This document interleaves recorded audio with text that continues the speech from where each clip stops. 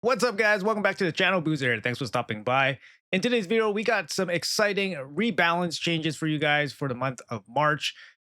These two champions, honestly, they really need the rebalance. So really happy to see them come through the pipeline finally.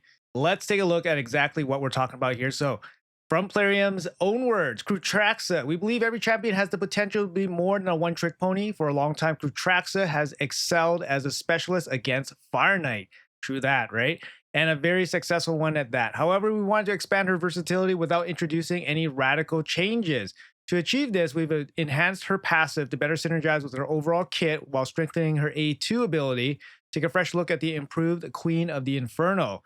Interesting, right? The Incarnate is the other one as well. Like I said, both of these champions really need it. Incarnate, many of us remember reaching our first milestone in Raid, which is unlocking Arbiter. Far fewer, however, recall the introduction of her loyal servant. The Incarnate was a fusion, and she was definitely not hyped up or anything. She doesn't work very well with Arbiter, right?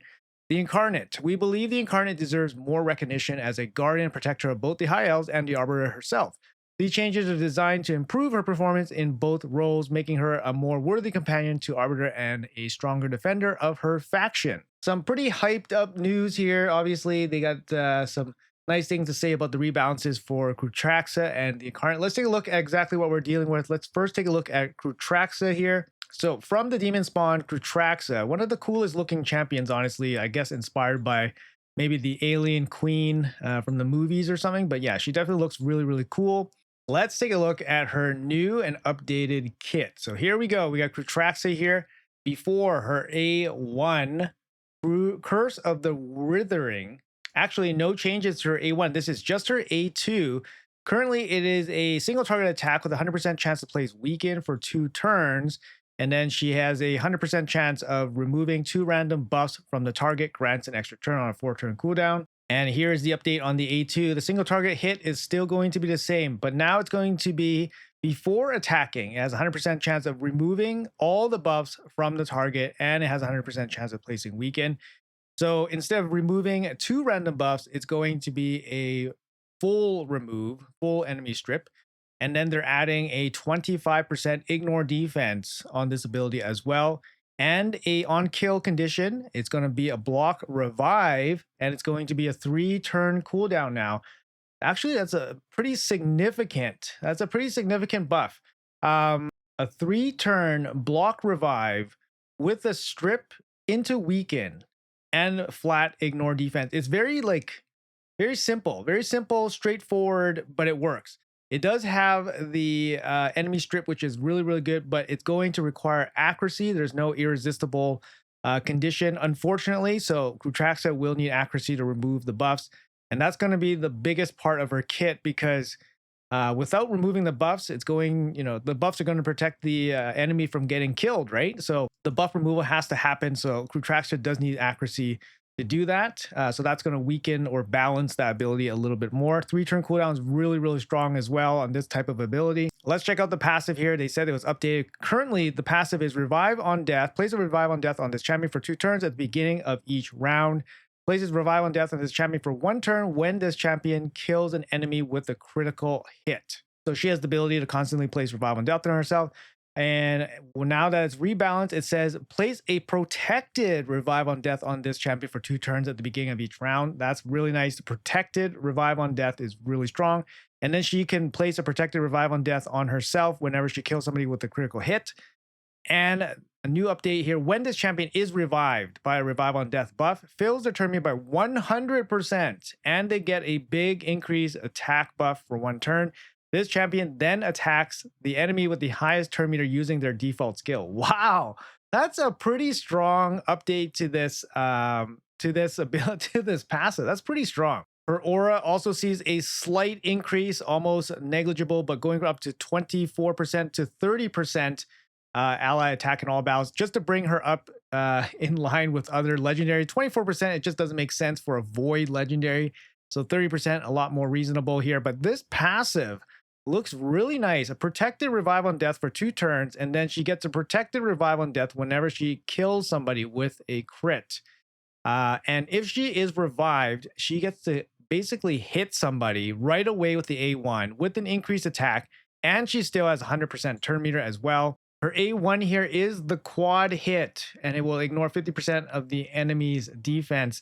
It's a pretty good A1, and that's it. She only has two active abilities, right? The A1 and the A2. But honestly, pretty simple. She's like basically a crazy cannon. 50% ignore defense on the A1, 25% ignore defense on the A2. A nice protection from her passive to keep herself alive. Protected revive on death, obviously. Very, very strong. And then if she is killed and revived, she will come in and attack right away with the A1 quad hit. Good to go through material stacks and all that stuff. Could definitely see her maybe do something. I mean, her kit is a little bit, simple, right? She doesn't bring a lot of utility, just does straight damage, but the buffs are pretty significant for her. Not sure if she's going to be showing up in any high-end PvP content, but it's definitely a huge, huge buff for her. So good on Plarium for doing this. They've been doing a pretty good job with these rebalances lately in the past couple of months. Definitely been making impactful updates to some of these old champions. Let's jump into the Incarnate and see what they did for her. So the Incarnate from the High Elves here. She is, like I said, a past fusion. Looks exactly like the Arbiter. Let's check out what they've done. It looks pretty big update here. Looks like a full kit update. So the A1 currently is a double hit with a 30% chance of placing Provoke. That's going to get updated to 45%. So it's going to go from 30% to 45%. Also has a 10% chance of counterattacking when an ally Arbiter is hit. So now it's going to go to 30% of counterattacking when an ally is hit. So not just the Arbiter. If the ally is from the High Elves faction, and not this champion, the chances increases to 100%. So her A1 will come in, has a chance to provoke the enemy when they attack, one of your teammates. I like that they made it non-Arbiter specific. So they made it, first of all, you get a chance when any ally gets hit, and then the chance goes up to 100% if it's High Elves. I like that update. It's not crazy. It sticks with the theme. It's good. All right, so the A2 here. Currently, it's an attack all enemies, has a 100% chance of removing all shield buffs and one random buff from all enemies, then places a shield on all allies. The value of the shield is proportionate to this champion's defense. Yeah, that's a super weak ability on a 3-turn cooldown. So now it's going to be still an AoE, has a 100% chance of removing all shield buffs and 2 random buffs. So now it's going to be, it's shy of a full strip, right? It's shy of a full strip. So it's potentially, it's a 2 random buff strip, and then it places a shield, which is equal to her defense on a 3-turn cooldown. It's still a pretty weak ability, to be honest. Even if they made it a full enemy strip on a 3-turn cooldown with a shield buff on your team, honestly, it's still pretty weak. But it is what it is. It's still an upgrade, but it's still on the weaker side of these type of 3-turn strip abilities. Let's check out her A3 here. So currently, ally protection, 50% on all allies, and then she places a strengthen, and this is on a 3-turn cooldown. So after the update, it's still going to be a team-wide ally protection strengthen. She's also going to heal any Arbiter by 100% of their max HP. It also instantly activates this skill whenever this champion is revived. This will not set the skill on cooldown.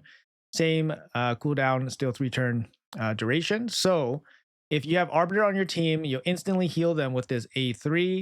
And then if she is revived, she will instantly place ally protection and strengthen, and then heal all your Arbiters. Again, on a 3-turn cooldown, it's still relatively weak. It's still relatively weak. It would have been nice to have maybe a team-wide ally protection, strengthen, and a heal. And then if Arbiters on a team heal the Arbiter by 100%, I don't think that would have been too much to ask for this ability. As it is right now, it's still very average, maybe even below average. Not a huge update here to make her very, very good. Let's check out her passive here, her first passive at least. Her accuracy goes up for each ally under ally protection. That's going to be updated to all allies. Accuracy will increase for each ally under an ally protection buff. So that's kind of significant. If you like ally protection for 4 champions, 5 champions, then that's going to be 80 to 100 accuracy added for everybody. That's not bad. When she's killed, resets the cooldown of Destiny's Call on any Arbiter. Destiny's Call is the revive ability on the Arbiter. So she's still going to have that type of ability when she's dead. The Arbiter is going to have the revive reset. And now she provides a blanket damage reduction for all Arbiters. So all Arbiters will receive 30% less damage. I mean, that's fine. Some Arbiters can be pretty tanky, and 30% less damage can be beneficial to her. I like that this passive helps your whole team as well instead of just helping herself. So nice value boost here, but it's still not significant. Let's check out her second passive here, Ultimate Purpose. So currently it increases this champion's resistance by 20 for each ally under ally protection. That's going to get changed to all allies instead. So similar to how the accuracy is increased, her resistance is now increased for ally protection. Keep in mind the ally protection doesn't need to be placed by herself, which is, additionally good. So you can put her on a team with ally protectors. So everybody's going to get that accuracy and resistance buff. This champion will receive 20% of the damage from any ally arbiters. That's still going to happen. And if any ally arbiter is about to be killed by a fatal hit, places a unkillable buff on her for 1 turn. Now that doesn't change as well. So the only thing that changed about the Ultimate Purpose passive is that it goes from resistance on herself to resistance to all allies. So honestly, this is very, very like surface area kind of updates. These are very, very minimal updates. Although good, it makes her a little bit more, viable as a team support champion. Instead of just focusing on herself or just the arbiter, she does provide a little bit more team benefits, and it still, benefits arbiter. And then they added a little bit more to help the arbiter a little bit, like the max heal, the damage reduction. Honestly, I think the A1 got the biggest rework because it goes from her getting hit to any ally getting hit, where she counterattacks. But honestly, these are not significant enough buffs to make her that much better. Like, I'm looking at this and I'm not thinking, oh my god, I need to run her in my High Elves Siege team or something like that. Could she be useful in like High Elves Faction Wars? Yes, I could see that. Ally protection, strengthen, shield can be pretty good. But honestly, it's probably not enough. She doesn't provide healing for the whole team, which is significant. She doesn't heal herself. She provides some healing for the arbiter, but that's about it. I don't mind it. The updates are a little bit on the safe side, but I don't think she's going to be seeing too much use even after these updates. So there we go. I think we got a good update here with Cruetraxa. I think her update's very, very strong. Makes her hit, much harder. She has better revive on death mechanics, better revive passive. And the fact that she revives and then she's going to come in with a big attack right away with the plus attack makes her, a threat to actually take out. So I think she could actually see some play somewhere. And the 4 turn going down to the 3 turn into a block revive ability from a Void Affinity champion is very, very powerful. Incarnate, on the other hand, I think her buffs and updates are a little bit on the safe side, a little bit minimal, a little bit almost not necessary. And I don't think she's going to see much play if you weren't already using her already. Anyways, guys, that's going to be it for this video. A couple balance changes here for some champions here. A little bit disappointed with the Incarnate update, but Cruetraxa looks very, very nice now.